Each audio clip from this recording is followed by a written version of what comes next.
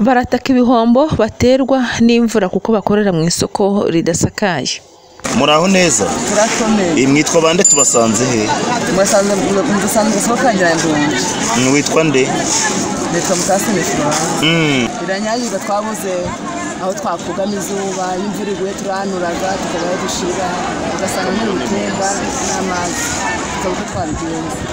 Tujyanye igihombo iyo byanyagirwa. Aha ni mu karere ka Musanze ho mu murenge wa Muko mu kagari ka Cyogo mu isoko rya Nyirambundi. Iri soko rivugwa ko rimaze imyaka myinshi nk'uko uyu mukecuru yabitubwiye, bivugwa ko kuva yavuka yasanze iri soko rimeze gutya na n'ubu bakiricururizamo. Kimaze igihe kirekire, imyaka kwari myinshi. Navutse rihari Rimeze gutya. Byari rimeze gutya, none ni uko byari riri kwaguka, yuko riri kwaguka tukabura imvura ikatunyagira, tukaba benshi imvura ikatunyagira. Byari kwaguka ariko turakubura imvura iratuhombyaga ibyo tuzanye bikanyagira.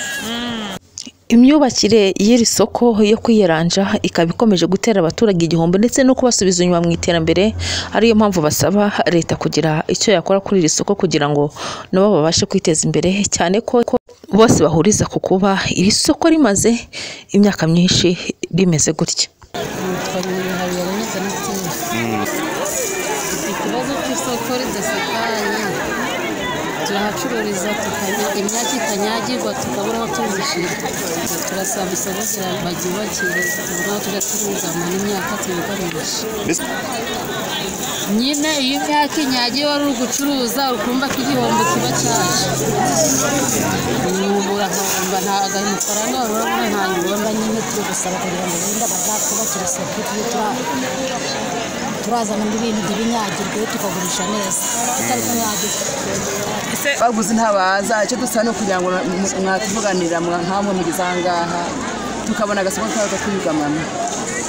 Ubwo rero icyo twasaba, turasaba ubuyobozi kugira ngo batwubakire isoko, tubonye isoko ryubakiwe imyenda yacu ntijiranyagirwa twabashimiye. Ibi bihombo baterwa n'iri soko ridasakaye bararihuza nanone n'umuhanda ubahuza n'isoko ry'ibiribwa bya Musanze udasa neza, kuko uyu muhanda nawo ubatera igihombo, cyane ko muri aka karere beza imyaka itandukanye kandi myinshi, nyamara ubuhahirane ntibugende neza kubera umuhanda udakoze neza. Bakaba basaba leta kugira icyo ikora ku uyu muhanda kugira ngo babashe gukomeza kwiteza imbere, imyaka ntibapfana ubusa. Mbere baduha umuhanda ubuhahirane bukiyongera. Iyo tugiye mu isoko ry'Imusanze tugenda n'amaguru, tukagerayo twananiwe tukanagaruka n'amaguru, n'igiciro cyo gutega n'uwabonye ubushobozi nabwo kiba kiri hejuru. Umuhanda niyo wenda kaburimbo yatinda bakadushiriramo umuhanda wa laterite ku buryo kugenda byakoroha. Kuva umuhanda nasaba n'uwo kuva mu Ruhengeri i Musanze kugera hano ku bitaro bya Kabera cyane ntiwareba twararenganya ahubwo.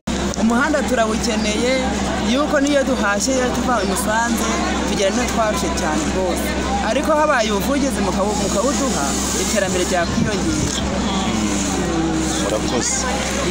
Ariko n'ikindi twakongeraho rwose munabura kubibona, izuba rirava ryagera nyuma ugasanga abantu bose bageze mu bwigunge bakisha izuba, imvura yagwa nabikaba bakarusha tukagira n'ibihombo kuko ibyo tuba dufite biba biri kunyagirwa. Imvura iguye iranyagirwa. Twasabye ubuyobozi ko nibura wenda twashinga akantu buri muntu ku giti cye akaba yagasakara, banaratwangira ngo ntabwo dufite uburenganzira bwo kubaka mu soko. Kubera iyo mpamvu rero twifuzaga ko nibura iri soko ryacu rya Nyirambundi ryakubakirwa tukagira umutekano w'imyenda. Imyenda yanyagiwe tugira ingaruka nyinshi cyane, kuko iyo yanyagiwe iba yataye agaciro, ntabwo igurwa, ntabwo tuyigarura mu isoko ngo abantu be bayigura. Tugomba gutabarwa bikomeye cyane. Urabona ni isoko rigarura rireba ibihumbi 300 mu cyumweru, ukubona ko bose twari dukwiye gutabarwa isoko rikubakira.